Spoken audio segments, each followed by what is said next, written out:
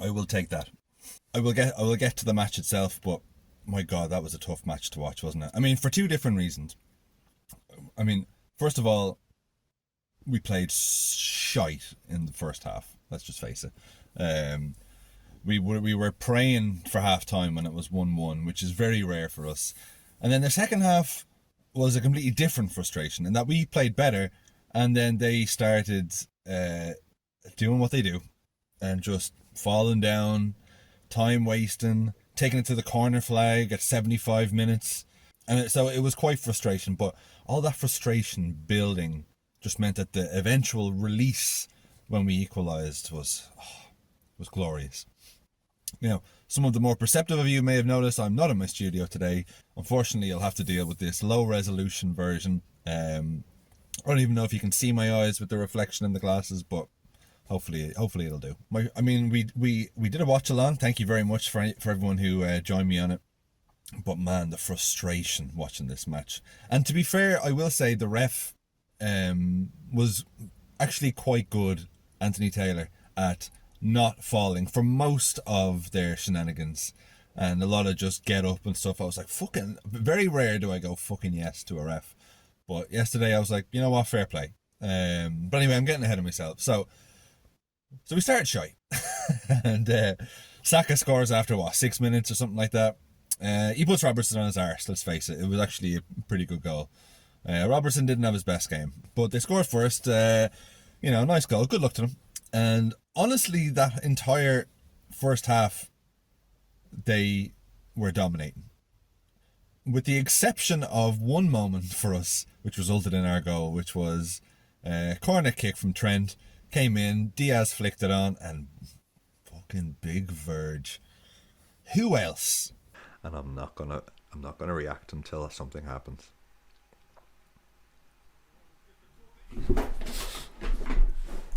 Fucking Cannon! Yes! Fuck yes! Believe that! That's what Trent's saying. Trent to the Arsenal fans. Believe that! So now again, as you know, I am in copyright purgatory, so I cannot actually show you the goals. But I think this crude drawing really gets the message across as to what exactly happened.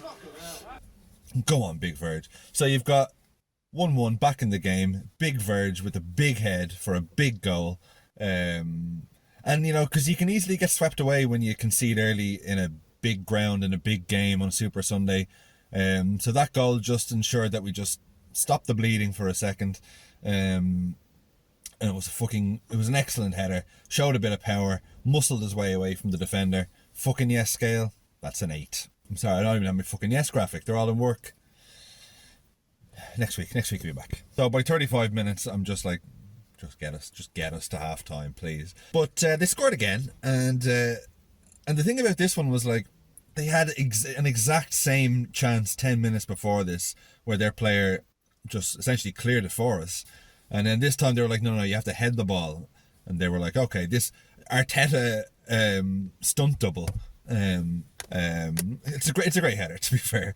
Kelleher, at the time I was like, come on, Kelleher, but no, there's really not much he could do with that. And then so when the second half comes out, it's like, I'm just praying for us to get to that second half so that Slot can get in at half time, say, you know what, play better.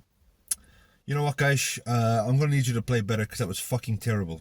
And they're all like, yeah, fair dues, we'll do a bit better next second half. And they did. They came out much more improved second half. But then it started. It started with Gabriel going down, injured. Then they dive, going down. Gabriel goes down injured again. They're wasting time. Gabriel goes down injured again.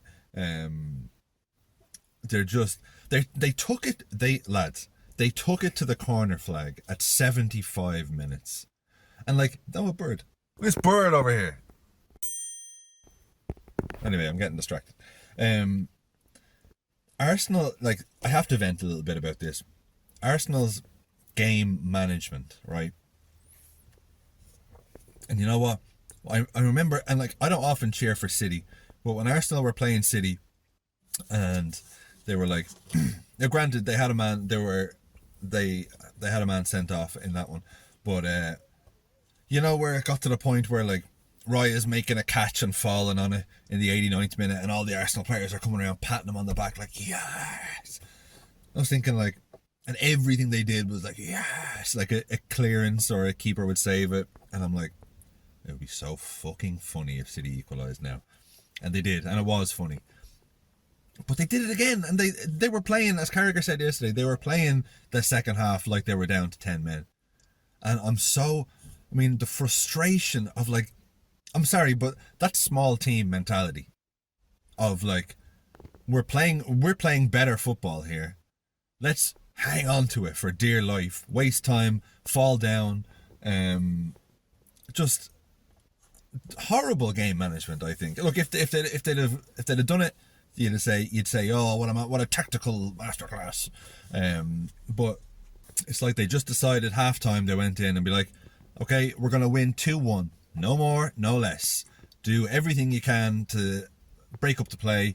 But boss, we're actually playing better than them. And also on Arteta, like, I'm sorry, I have to say, and like I don't like to badmouth other teams, but I think Arsenal are the least likeable team in the league. And I think Arteta has a big part in that. It's the whole, like, it's like he possesses all of Brendan Rodgers' worst qualities, you know, where, like, he'll play You'll Never Walk Alone at their training sessions to get the team mentally used to how that will be, or he'll hire pickpockets at a staff dinner to teach them to always be prepared. And I'm pretty sure this whole Saka and Timber are injured. Oh, psych, no, they're not. I'm pretty sure that was a lame attempt at some sort of mind game as well. And just when they were going down, when they were falling down and all this, and Arteta's there to the crowd, come on. I'm like John Hammond. Was that the character in Jurassic Park where he's just looking at the TV? He's like, yes? I really hate that man. But then. So Trent plays an incredible pass forward to Darwin, and just instinctively they know what to do. At first I thought Salah's going to run onto it, but no, Darwin runs onto it. And Salah cuts into the left, and you're waiting for it. And like, what's Nunez going to do here? Is he going to try and chip him? Is he going to do a Rabona chip? Is he going to try and round the keeper? Is he going to fire it into Rosed? No, he passes it. This is obviously, Slot's influence I have noticed big time in Darwin since he's come on for after Jota got injured, in that he's more restrained, he's smarter, he's playing smarter. I just had this vision, which I have detailed here in this crude drawing, of a devil Darwin and an angel Darwin on his shoulder as he's shaping up to shoot. And he actually listens to the angel this time and says, you know what, just pass it to Mo. He passes it to Mo. And Salah, oh my God, the release. You know what? It's frustrating, but shit happens, you know. Big Ebs. Joe. Now, you can't say there's no desire. There's this... Oh. Go on, Darwin. Oh. Yes!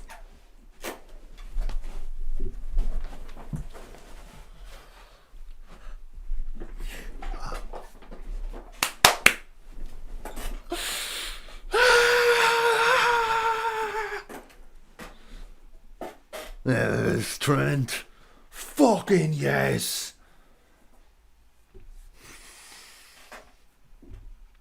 Fucking yes.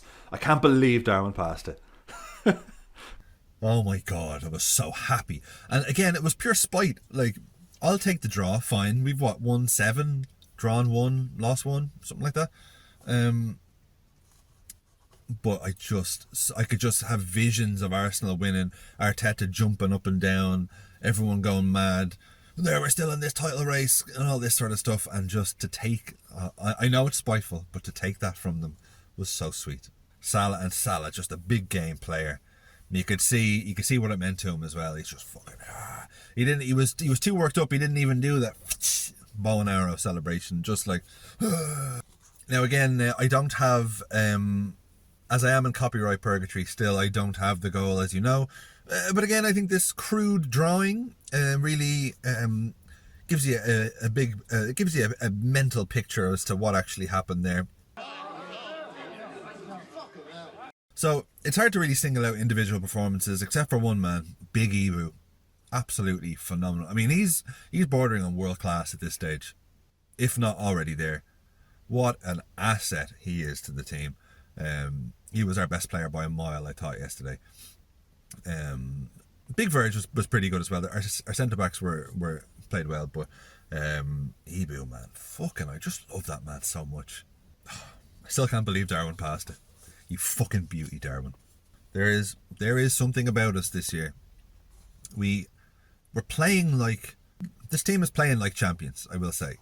Our defensive solidity is excellent. We're patient, but we're kind of ruthless as well. And I just think, like, you know, we're playing with the confidence and the swagger like we won the league last year or something.